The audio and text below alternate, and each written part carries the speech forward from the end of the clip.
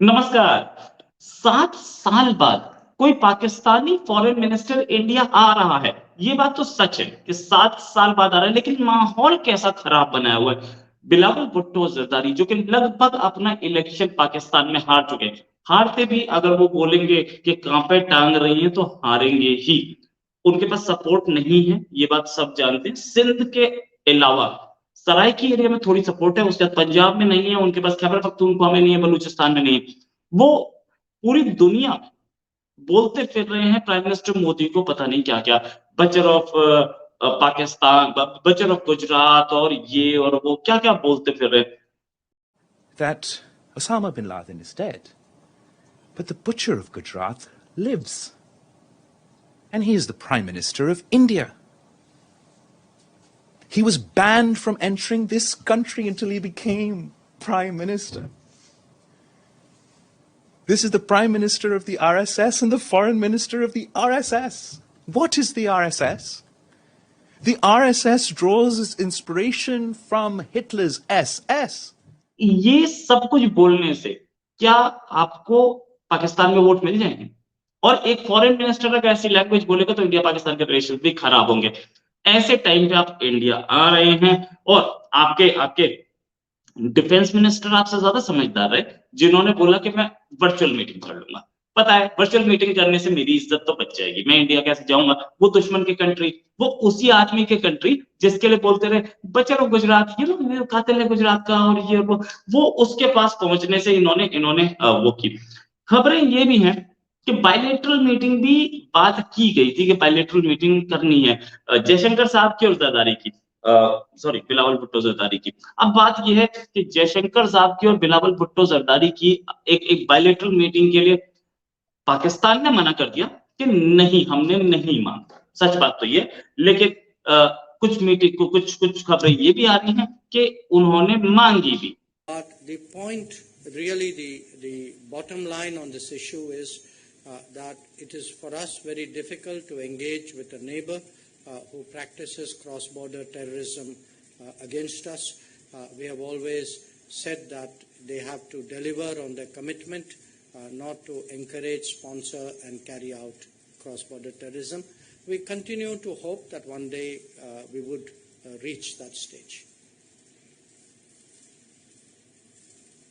आगे ये कि जिस दिन बिलावल ने बोला कि मैं आऊंगा उसी दिन हमला होगा।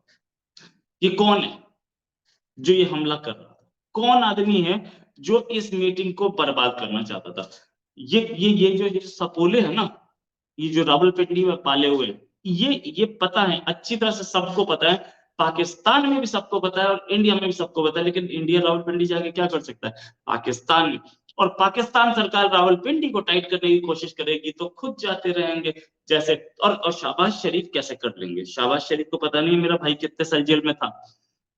बिलावल कैसे कर लेंगे? उन्हें पता नहीं है कि उनकी माँ के साथ क्या हुआ था, उनके बाप के साथ क्या हुआ था, उनके नाना को फांसी पे लटका दिया था। तो बिलावल को तो अच्छी तरह से पता है कि मैं रावलपिंडी से पंगा नहीं लेने वाला भाई। अपनी कुर्सी अपनी जेल भर लो। किसको? कल्टी। ये कर रहे हैं क्या? बिलावल का पूरा गेम जो है, बिलावल को आना है गोवा, फॉरेन मिनिस्टर्स मीटिंग है शंघाई कोऑपरेशन ऑर्गेनाइजेशन की 4 और 5 तारीख को। खैर वो हिना रब्बानी को तो अभी तक नहीं ला रही, ये तो पता लग रहा है। और साथ में ये शंघाई कोऑपरेशन ऑर्गेनाइजेशन में कंट्रीज कौन कौन, ये भी एक देखने वाली बात है। देखने वाली बात ये है कि इंडिया होगा इसमें, चाइना होगा, Kyrgyzstan, Kazakhstan, Russia, Tajikistan, Uzbekistan और पाकिस्तान। अच्छा, ये वो कंट्रीज हैं जो कि पाकिस्तान अफगानिस्तान के उस साइड पड़ते हैं, वेस्ट में। ईरान नीचे, उसके ऊपर, और ऊपर से रशिया, एक तरफ यूरोप। ये पूरा बीच का एरिया सेंट्रल एशिया जैसे बोलते हैं, इसमें बहुत तेल है। इसी की वजह से स्टेबिलिटी बनती है अफगानिस्तान में, इसी की वजह से स्टेबिलिटी बनती है पाकिस्तान में, और ट्रेड के बहुत सारे रूट्स निकलते हैं। और साथ में एक रूट और निकलता है जिसको चाइना सिल्क रूट बोलता है। चाइना की बड़ी नजर है इसमें, चाइना की नजर उधर के तेल पे भी है, चाइना की नजर अफगानिस्तान के लिथियम के भंडारों पे भी है। और चाइना चाहता है कि पाकिस्तान, उसका पेट्टू ही है क्या, पाकिस्तान उसको सपोर्ट करे, पाकिस्तान की औकात पे नहीं। पाकिस्तान सपोर्ट ना करे। खैर, इस बीच में एक गेम और ये हुआ कि आर्मी चीफ चले गए चाइना, जहां उसको नहीं जाना चाहिए था। खैर वो चलेगा, ठीक है। कल ही मैंने बात की थी मुक्तदिर खान साहब से, तो वो बोले कि ये तो बहुत लेट गया, पिछला वाला तो 1 हफ्ते में ही चले गए थे सारे। हाँ, ये बात भी सही है कि पिछले वाले तो 1 हफ्ते में ही चले गए थे, तो ये तो बहुत लेट गए साहब। और लेट गए तो क्यों लेट गए? इसलिए लेट गए कि अमेरिका के सामने कटोरा लेके बैठे थे ना, अमेरिका नाराज हो जाएगा, और अमेरिका नाराज हो जाएगा तो आईएमएफ नाराज हो जाएगा, और आईएमएफ नाराज हो जाएगा तो वो $1 बिलियन कैसे आएगा, $2 बिलियन, $3 बिलियन, अच्छा $7 बिलियन तक पहुंच गई ना कटोरा, तो ऐसा ही है, तो वो कैसे आएगा? अच्छा, दूसरी बात, इस शंघाई कोऑपरेशन ऑर्गेनाइजेशन से मिलता क्या है? शंघाई कोऑपरेशन ऑर्गेनाइजेशन को अब बोला जाने लगा है नेटो ऑफ द ईस्ट, यानी कि ये सारे के सारे अगर एक मिलिट्री अलायंस बना ले तो ये सब यूरोप के एक्सपेंशनिस्ट फॉर्मूले से बच सकते हैं। अब क्या यूरोप के पास कोई एक्सपेंशनिस्ट फॉर्मूला है?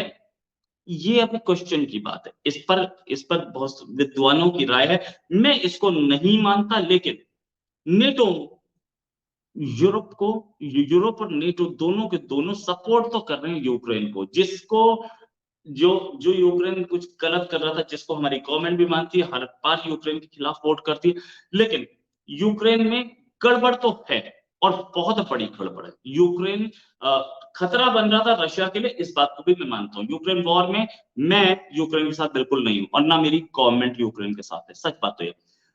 वापस आते हैं बिलावल साहब पे। बिलावल भुट्टो फॉरेन मिनिस्टर है, कांपे टांगती इनकी, और ये बोलते ये हैं कि मैं मोदी से, अच्छा इनकी जूनियर भी बोलती है कि हम इंडिया में एक पार्टनर नहीं देखते। कल तो हमारे फॉरेन मिनिस्टर साहब ने भी, अच्छा इंडिया में नहीं बोला, फॉरेन मिनिस्टर साहब इस समय गए हुए हैं सेंट्रल अमेरिका में, वहां पे उन्होंने बोला कि हम पाकिस्तान से कोई पार्टनरशिप की उम्मीद नहीं करते। सच बात भी यही है, पाकिस्तान से पार्टनरशिप की उम्मीद है भी नहीं हमें, क्योंकि पाकिस्तान से तो आतंकी आते हैं ना हमेशा। और पाकिस्तानी आर्मी चीफ जो एक प्रेस कॉन्फ्रेंस करके ज्ञान दे रहे थे कि हम इंडिया में घुस सकते हैं, एक बार घुसे थे, इससे पहले कब घुसे थे आपको पता नहीं है, 71 में, और क्या हुआ था आपके साथ? आधा कंट्री छोड़ दिया था। आपके बलूचिस्तान आजाद हो जाएगा, चक्कर में मत पड़ना बेटा, कर देंगे हम, और आपको अच्छी तरह से बलूचिस्तान, आप बोलोगे कि ये हमारा कंट्री था कभी, बांग्लादेश की तरह बलूचिस्तान को एक आजादी बना के, और बलूचिस्तान अपने आप को इंडिपेंडेंट कंट्री सर्वाइव कर जाएगा, ये बात याद रखना। वो गेहूं चावल इंडिया से ले लेगा, और इंडिया को गैस दे देगा, बड़ी गैस है उसके पास सोई में और उस एरिया में, गैस के साथ साथ उसके पास नेचुरल रिसोर्सेज बहुत है, वो सर्वाइव कर जाएगा, और इंडियन फोर्सेस उसको सपोर्ट कर देंगी, हथियार दे देंगे हम उसे, कोई बड़ा काम।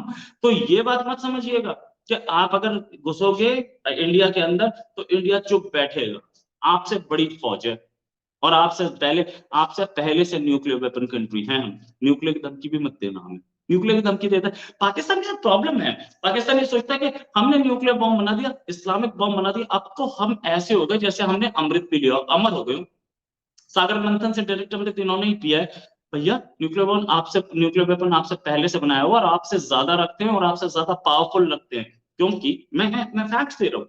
थर्मो न्यूक्लियर वेपन इंडिया ने टेस्ट किया था, क्या आपने टेस्ट किया था? जितने टेस्ट थे एक बार बता दो, मैं भी देख लेता हूँ थर्मो न्यूक्लियर क्या।